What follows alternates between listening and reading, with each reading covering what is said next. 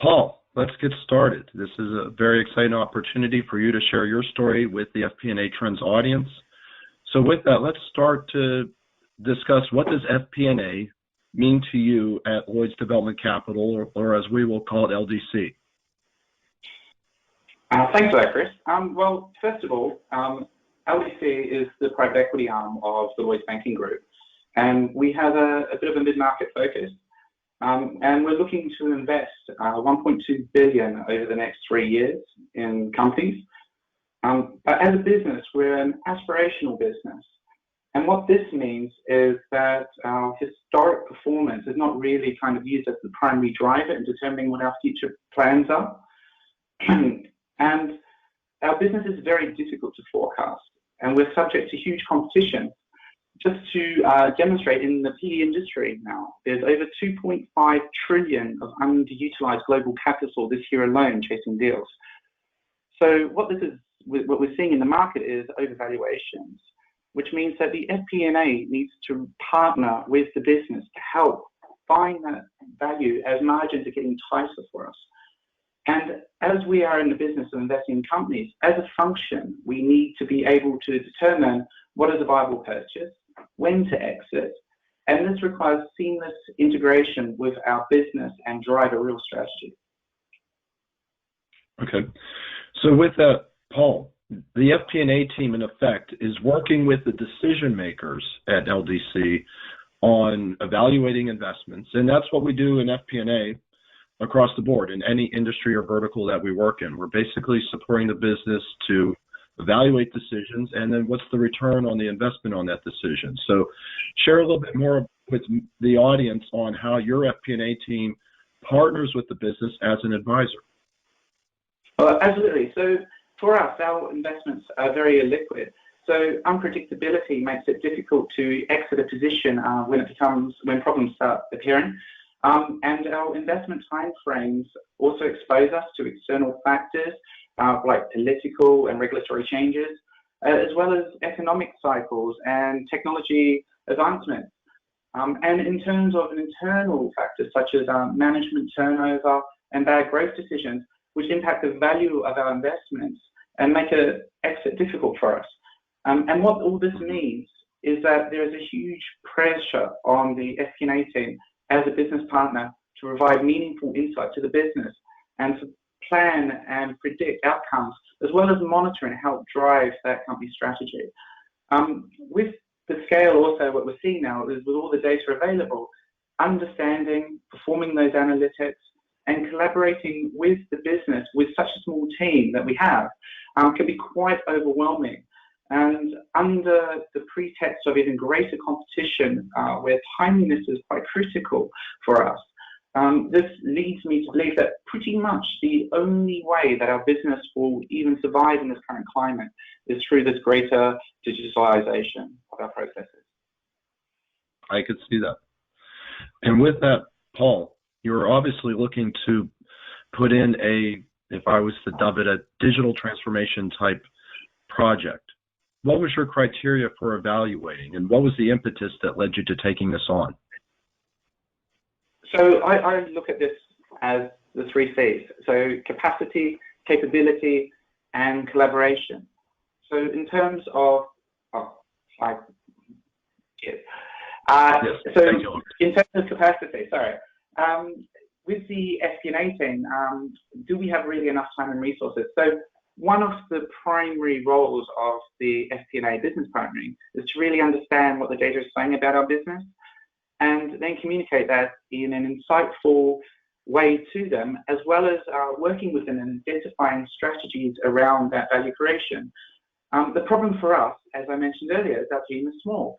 So a lot of our energy was spent by our team doing manual processing of spreadsheets and less time collaborating with the business. And to provide an example, our valuations process is performed quarterly. So we actually had one full-time employee who did this process pretty much full-time, because by the time one quarterly cycle evaluation had finished and were signed off, they actually had to then begin the next cycle. So not ideal. And we actually then tried to split that between team members. And it was abandoned after only one attempt, as this splitting and consolidating the spreadsheets ended in pretty much a general mess for us. And that one FTE that I mentioned earlier then went back to running this entire process by themselves. But now that we've looked at digitalisation with this process, the whole process to sign off is now measured in weeks, not months for us, which is great. Mm-hmm. And we moved on then. Then we looked at we also have a weekly forecasting pack, which is for the management. And this is the eyes of our executive now on how our business is performing. And it pretty much drives action and then generates more queries for our part of the business. But this took almost a day each week, and it was mainly around populating data in a spreadsheet. And again, now that we've moved to the new platform, we're now down to less than an hour with this. Well, it's always good to add capacity to your executive ranks. And with that, let's now transition to the second C, which is capability. Next slide, please. Perfect. Okay, so in regards to our capability, I'm pretty much asking here if we have the right tools and knowledge. And we identified obvious weaknesses in our processes. But at the time, we're bound by the tools that were available to us, which was Excel.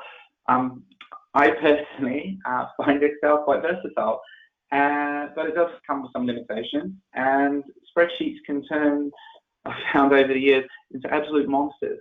So to illustrate with the evaluations I just mentioned, that was originally built in 2006, had been enhanced and replicated over 13 years. We'd grown it to over 200 sheets in size, and it still contained old data and workings, macros, and a huge amount of formula. Every attempt to do simplification on that, because we made a few, ultimately we just gave up, and then we reverted back to just updating the machine that that's residing on, so that we could just keep running. Now, though, again, this is on the centralized platform. It's accessible via the cloud, and none of these problems exist anymore. So we also, going on from that, we also had the problem for us of the issue of disparate systems, in the sense that we had inconsistent data and multiple points of reference for the same data. But for that, for that process, we've created a data warehouse that consolidates all our data sources and feeds our digitalisation so that the data is consistent. And then we have one version of the truth. And then moving further into capability, we talk about the people skills. So in private equity, our industry unfortunately has quite a high turnover. And within that, the knowledge of existing processes can be lost. And we were exposed to key man risk. And it becomes a bit of an effort just to try to simply focus on keeping existing processes running instead of doing that extra value add. But now that the processes are on a new platform and we've gone through this process, our processes are well defined. We're in a nice controlled environment. And ultimately, we've seen that key man risk being removed. So, Paul, I imagine that the spreadsheet that was a bit long in the tooth, 13 years, outlived many of the LDC employees who came and went. But with that, I can't imagine. I know from my own experience in FP&A, when you inherit someone else's spreadsheet and to figure out, well, where are the data links? Are the macros working? And it just, like you said, it becomes a monster. And it's almost like I'd just rather start from scratch so that I understand the process better than just trying to figure out someone else's spreadsheet.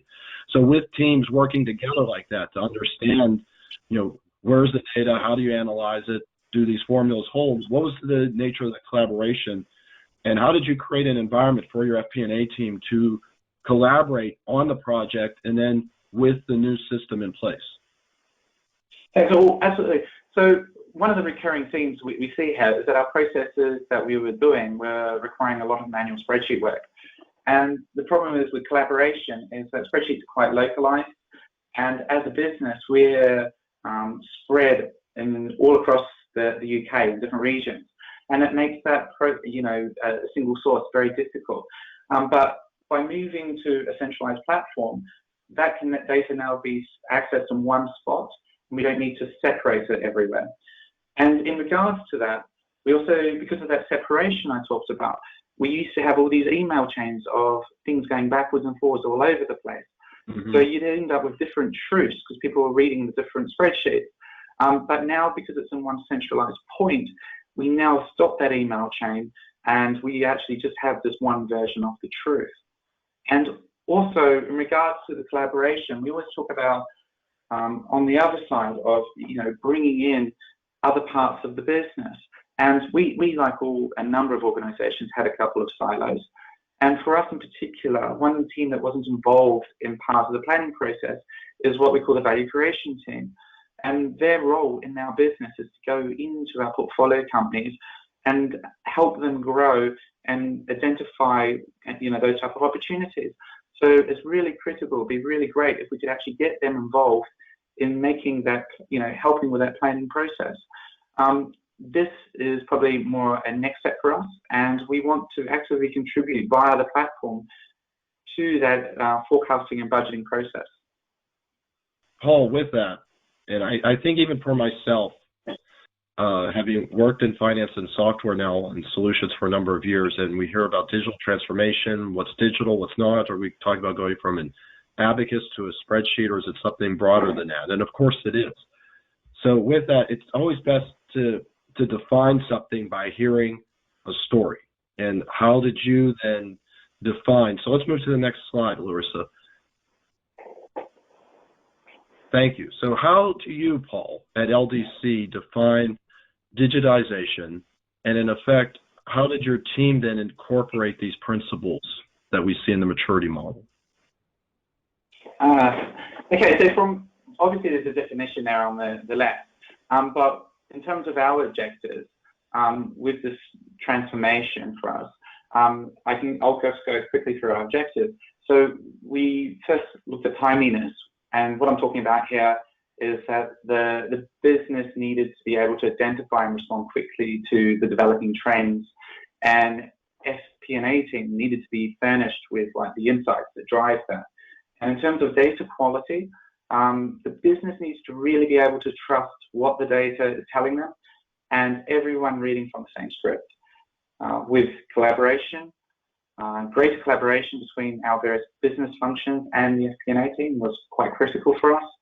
And in terms of compliance, it's really, as an investment firm, removing compliance risk and allowing the team to focus on value creation was a big win. And in terms of insights, to provide insights into the business, to address issues, as well as identify opportunities and value creation is quite critical for the business. But of all these, the thing that I really see as process for us is the efficiency. And with a small team, we really did need to remove a lot of these unnecessary tasks that would then allow them to focus on the value-added activities like business partnering. All right, well, Paul, that's fantastic. You walked us around the digital clock, I guess pun intended. So that's everything you accomplished as we move around that circle. But how did you accomplish it? Can you tell the audience a little bit more about that? Okay, so before I talk about the digitalisation processes that we looked at, I just want to point out that one of the first critical steps that we took in this journey was to actually look at our data, clean it, and then we modelled it through a data warehouse. And what this did is it gave us a great starting point for the digitalisation of our FP&A processes.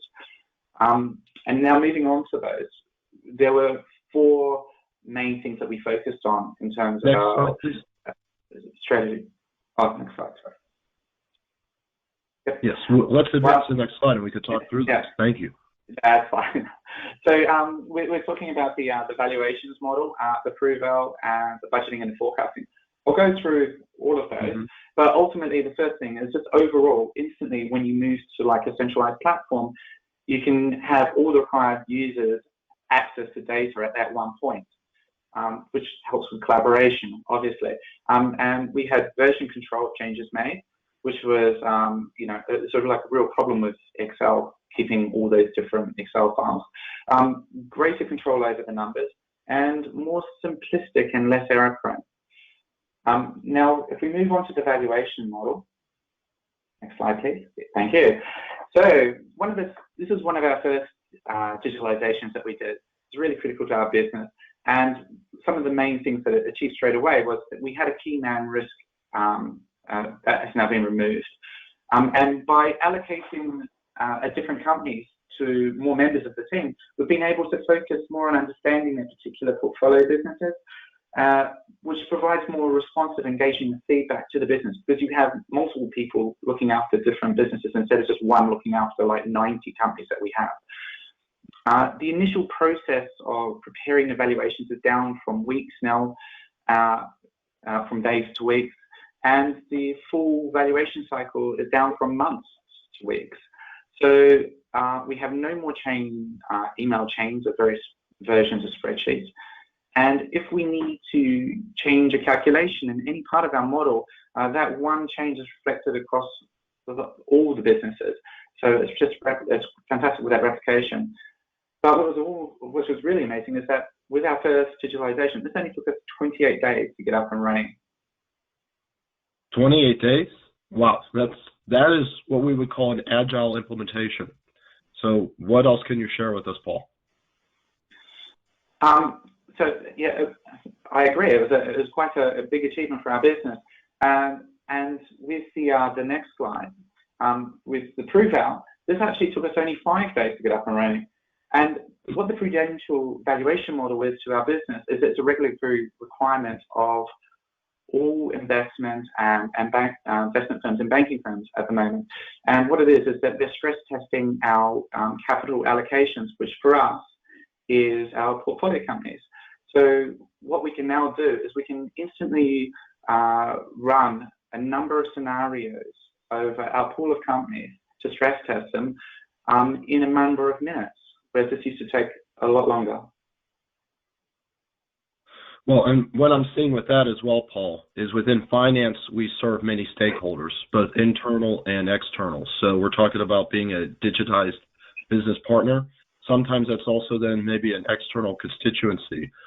Also, too, I'll jump on the fact that you brought up scenario planning.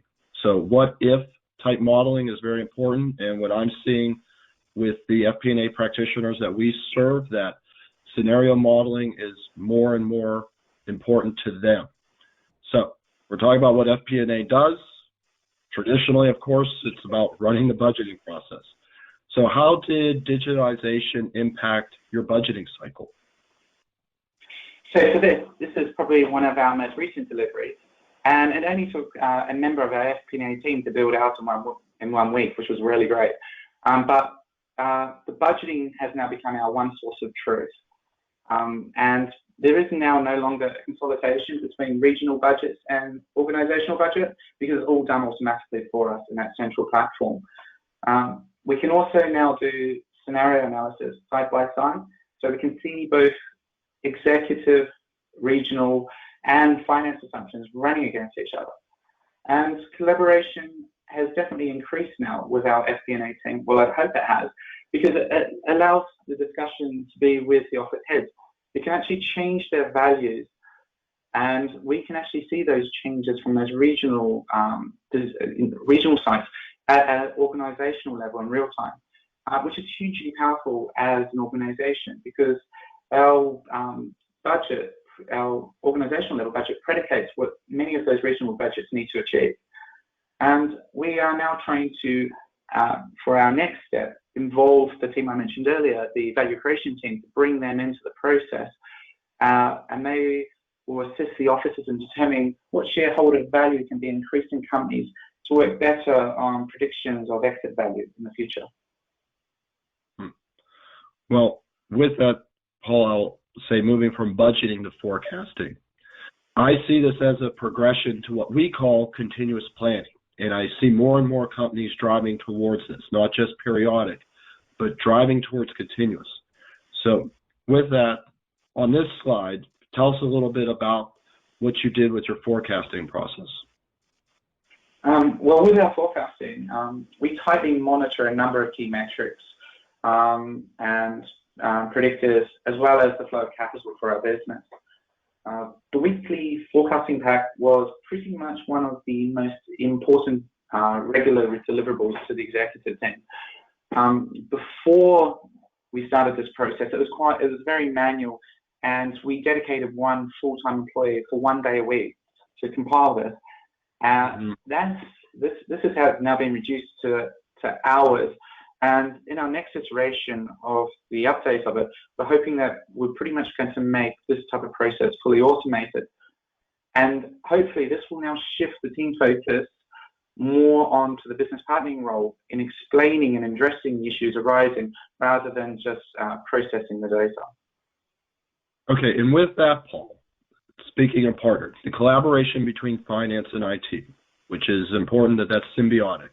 How has this helped you with compliance and with interacting with those external parties?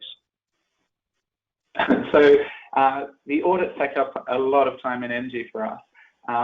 So any process that helps build out greater controls, reduces compliance risk, and expedites the audit process, allows all teams to concentrate more on creating values in the business rather than just gathering information.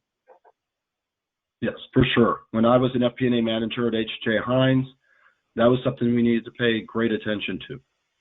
So with that, Paul, we've covered a lot today, many lessons learned that I think that it would be important for you to share as part of your journey of moving towards this goal of being a digitized business partner at LDC. So share some of those lessons with the audience, please. Well, some of the things I would say is that new systems will not really fix any cultural issues that you have, especially around collaboration. However, what they'll do is they enable you to have that conversation and connect with the different parts. Another thing that I always see is the business always likes to see immediate results, and many seem to go down that path of a straight lift and shift to a new platform. And this new platform is going to now add all the controls, features they need, and all the issues with the existing process will just magically disappear. Unfortunately, it doesn't really kind of happen that way. And unless you actually start reviewing the process that you're doing and try to refine that before you do this kind of move to a new digital platform, I think you're just going to see the same issues arising again, just in a more advanced technology.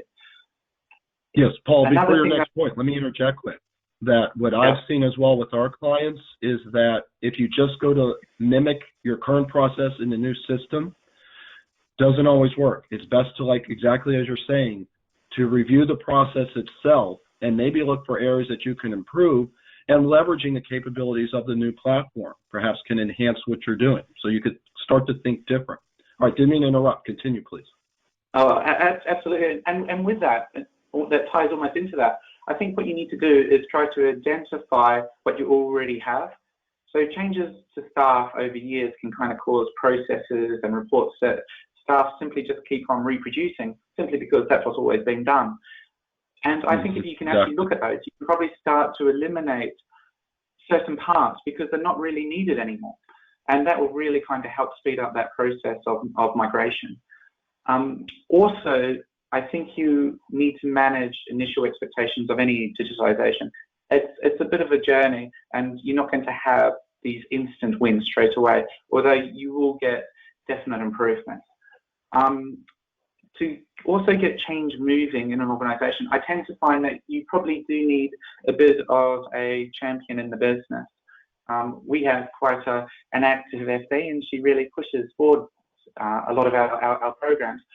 But one thing I would say with that is that you always need to involve everyone in the process and definitely engage them all, because what you'll find is if there's not that positive and active engagement with all your staff, then you're going to get some negativity potentially in your strategy, and at worst they may revert to their old ways. Because one thing I do tend to find is that they'll have a tendency to take things what we call offline, and you'll encounter these spreadsheets which are because the new system couldn't do what they wanted to, and these start populating everywhere if you don't kind of address the situation and involve everyone.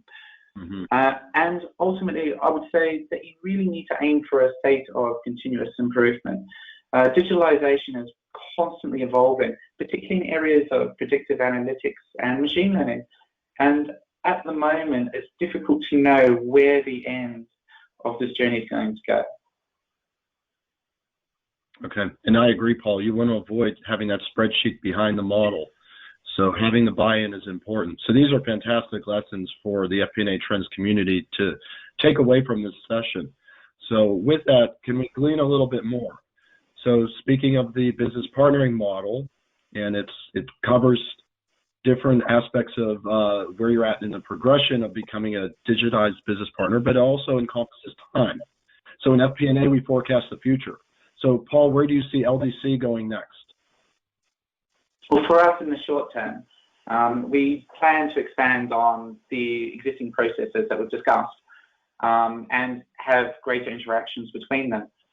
This will then not just kind of assist in our budget setting process, but allow for more improved ongoing scenario analysis. Another thing that I do see is we've got a number of data feeds that we have access to from the market, and I'm hoping to utilize newer technologies to integrate that data into our planning process, as well as help actively monitor our existing position and potential future positions. And this will pretty much allow us to predict better upcoming issues and actively work with the business on solutions before they impact our business, leaving us in a harder position to act. But as a whole, I think a lot of the heavy lifting and data crunching and analytical work will be performed by ever-advancing automation process. And the primary focus of the FP&A will probably move towards business partnering, really trying to understand the story and giving the business greater guidance on how to create that value.